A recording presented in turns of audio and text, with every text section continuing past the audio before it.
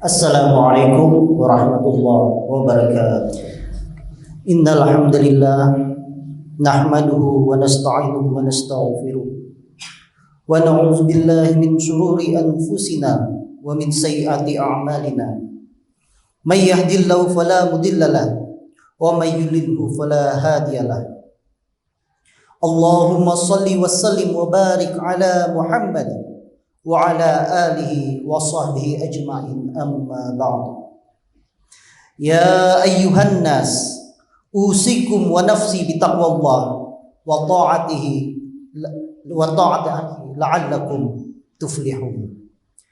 Ya ayyuhalladzina amanu taqullaha haqqa tuqatih wa la tamutunna illa wa antum muslimun.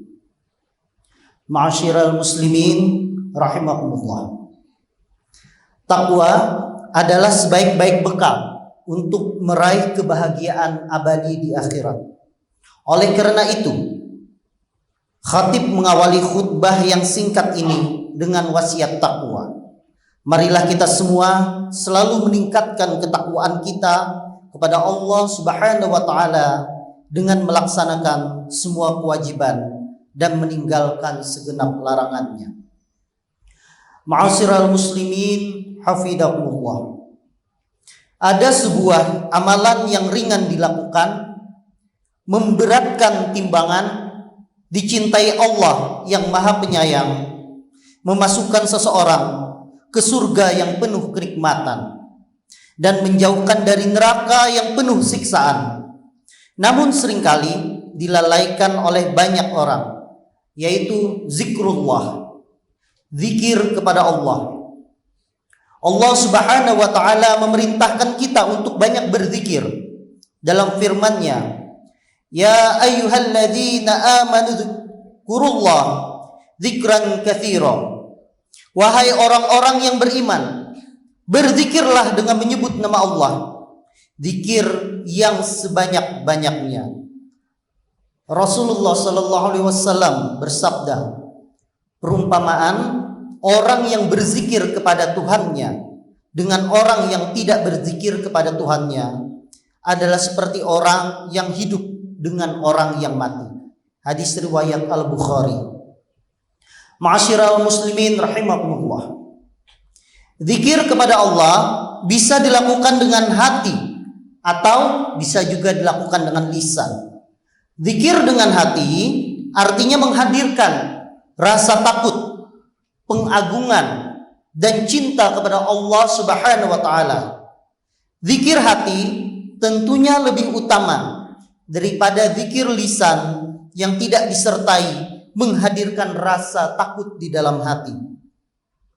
Dan yang paling utama dan sempurna adalah menggabungkan antara zikir lisan dan zikir hati. Ma'asyiral muslimin hafizakumullah. Tidak banyak yang menyadari bahwa sebenarnya tubuh pun bisa berzikir sebagaimana mulut dan hati kita. Bukan hanya tubuh, tetapi sebenarnya segala sesuatu di alam semesta ini semuanya ikut berzikir dengan caranya masing-masing. Seperti misalnya burung dengan cara mengepakkan sayapnya, atau gunung, atau bumi dan sebagainya. Semuanya itu berzikir memuji Allah Subhanahu wa taala. Subhanallahi ma fis samawati wal ard wa huwal azizul hakim. Semua yang berada di langit dan yang berada di bumi bertasbih kepada Allah, menyatakan kebesaran Allah, dan dialah yang maha perkasa lagi maha bijaksana.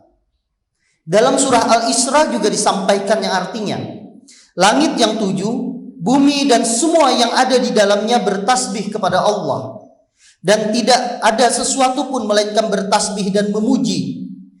Tetapi kamu tidak mengerti tasbih mereka. Sungguhnya Allah maha penyantun lagi maha pengampun.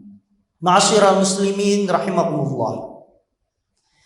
Kalau kita sampaikan dalam 1 menit, rata-rata manusia dewasa menghirup sebanyak 7 sampai 8 liter udara. Itu dalam 1 menit. Nah, kalau kita kalkulasi di dalam 1 hari, maka kurang lebih setiap manusia itu rata-rata menghirup udara sebanyak 11.000 liter. 11.000 ton, jamaah sekalian. Nah, itu adalah udara campuran, total udara yang dihirup setiap harinya. Di atmosfer kita, oksigen itu sekitar 20% dari total udara yang kita hirup. Artinya kalau kita hitung dari 11.000 liter itu, artinya oksigen yang kita hirup itu adalah sekitar 2.200 liter oksigen yang murni. Kemudian setelah 20% itu masuk, sekitar 15%-nya itu keluar dalam bentuk oksigen dan 5%-nya itu telah diubah menjadi namanya karbon dioksida. Artinya dalam sehari kita memerlukan 550 liter oksigen. Kalau kita hitung, kita kalkulasi, harga 1 liter oksigen itu di perusahaan-perusahaan oksigen yang mendistribusikan, itu harganya adalah 25.000 per liter. Maka jika dinominalkan dalam bentuk rupiah, nilai oksigen yang kita hirup per harinya itu adalah sekitar 13.750.000 rupiah. Itu merupakan harga yang sangat mahal untuk 1 hari. Kenapa kita harus mengetahui hal tersebut? Bahwa ternyata apa yang kita kerjakan sekarang ini dalam keadaan kita mendengarkan khutbah, dalam keadaan tenang, dalam keadaan kita bernafas, kita menikmati udara secara gratis yang diberikan oleh Allah Subhanahu wa taala. Tidak perlu berbayar, jamaah sekalian. Berbeda dengan halnya orang yang sedang sakit sekarang ini, orang yang sedang terbaring di rumah sakit, orang yang sedang megap-megap karena adanya penyakit paru. Mereka sekarang sedang membutuhkan oksigen, di mana oksigen yang diberikan itu berbayar. Maka daripada itu, sudah sepantasnya dari diri kita untuk selalu bersyukur kepada Allah, berzikir kepada Allah, bahwa sampai sekarang kita bisa menikmati nikmatnya udara, nikmatnya oksigen yang kita pakai untuk kehidupan sehari-hari secara gratis. Ma'asyiral muslimin rahimakumullah. Kemudian kita berbicara jantung. Jantung yang sehat itu beratnya sekitar 250 sampai 300 gram. Kira-kira seberat buah apel merah. Atau kalau kita lihat kepalan tangan kita itu sekitar lebih besar sedikit dari kepalan tangan kita bentuknya jantung tersebut. Menurut American Heart Association, jantung dewasa itu berdetak dalam seharinya itu adalah 100.000 kali dan 36 juta kali selama setahun. Darah mengalir melalui sistem pembuluh darah kita itu sekitar 20 detik. Jadi kalau 1 menit darah kita itu mengelilingi tubuh kita itu sudah 3 kali. Nah, dalam sehari jantung tersebut memompa sekitar 2.000 galon darah dan melalui 60.000 mil pembuluh darah, di mana ada 3 jenis pembuluh darah. Ada pembuluh darah arteri, ada pembuluh darah vena, dan ada pembuluh darah kapiler. Masing-masing memainkan peran spesifik dalam proses sirkulasi tersebut. Jika semua jenis pembuluh darah diletakkan dalam satu baris, dari ujung ke ujung, mereka akan membentang sekitar 60.000 mil atau 100.000 kilometer.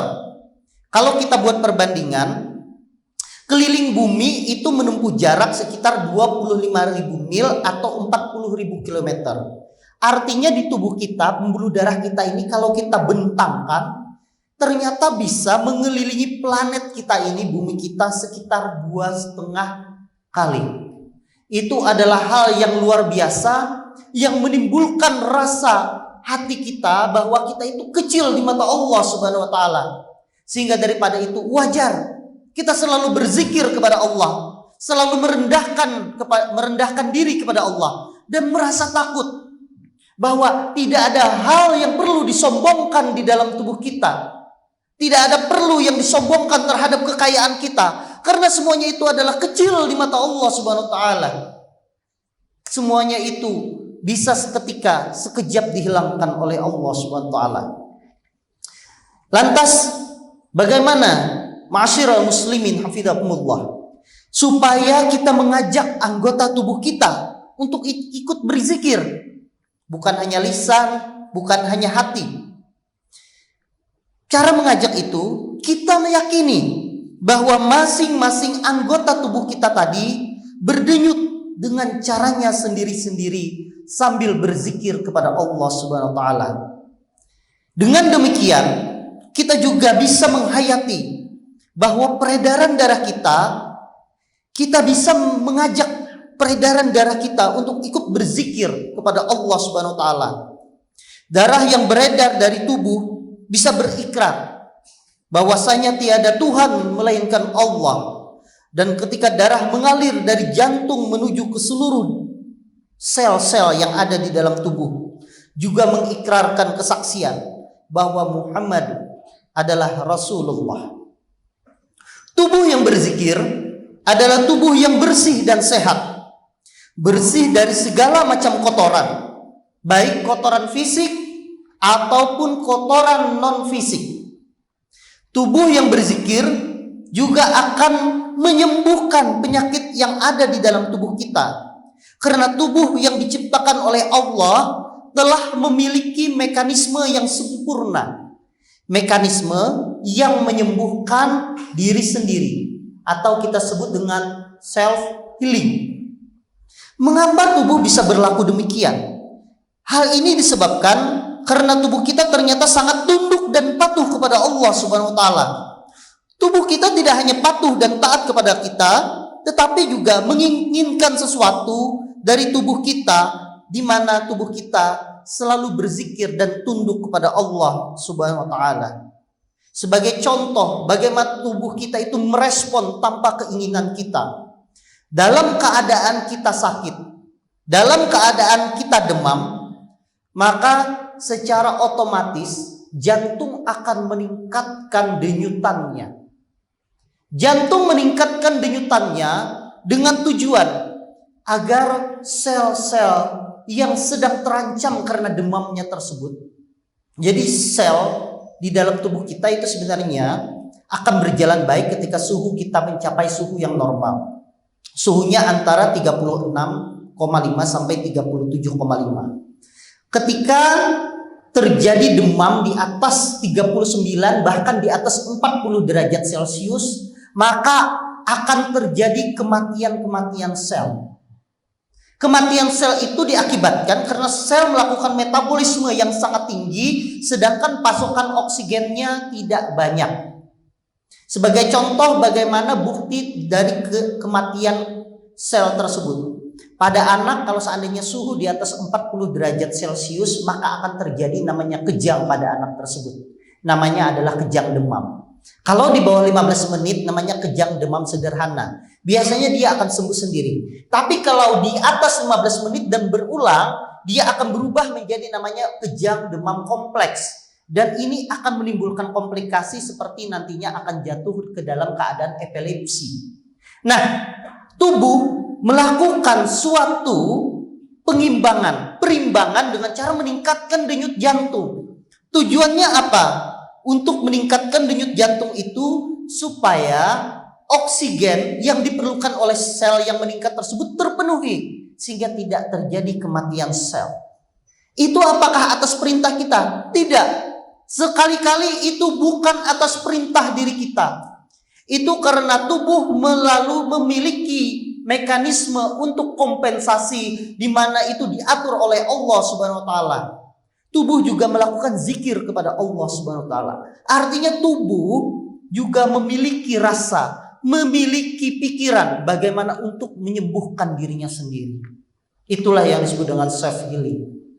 Maka daripada itu, kalau kita berzikir kepada Allah Subhanahu wa taala dan meyakini bahwa seluruh tubuh kita juga ikut berzikir kepada Allah Subhanahu wa taala, maka insya Allah kita punya mekanisme untuk menyembuhkan diri sendiri kita agar kita selalu sehat dan selalu dapat beribadah kepada Allah Subhanahu wa taala. Ma'asyiral muslimin rahimakumullah. Bacaan zikir sangat banyak ragamnya.